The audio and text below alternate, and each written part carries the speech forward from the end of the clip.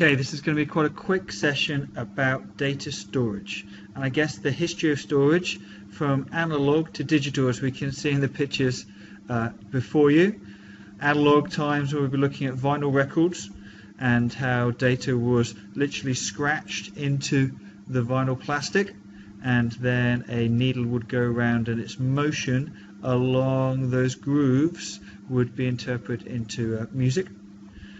To the CD and beyond in the digital age. So let's first of all think about what methods do you know about storing data? Okay.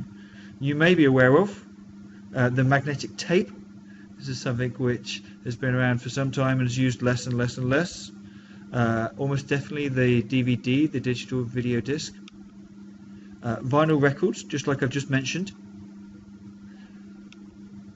And compact discs. So these are all ways of storing information.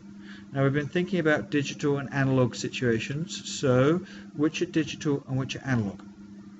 Well, think about it for a moment.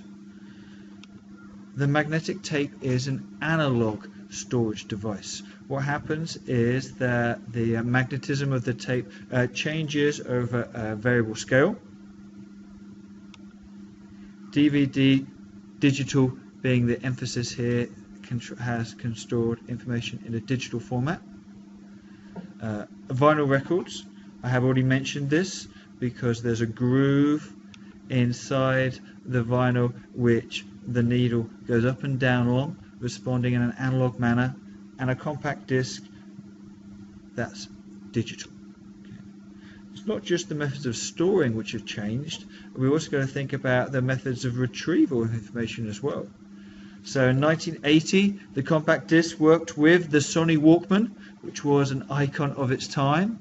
And then in 1984, we came the Sony Discman, which was the next step of uber coolness. There wasn't really any dramatic changes until in 2007, we had the introduction of the iPod.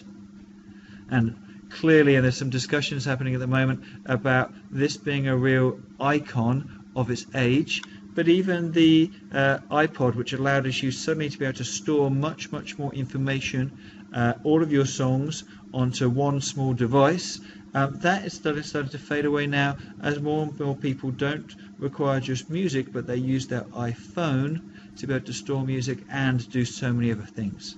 So as we can see, there's always a progression of technological change, not just in being able to listen to music. We can also see this with personal computers. In 1984, the Sinclair ZX81 had a 1 kilobyte built-in memory. 1 kilobyte. In 2010, we've got the Acer Aspire 500 gigabyte memory. So that is, if we're thinking about it, 500 million times more memory than in 1984.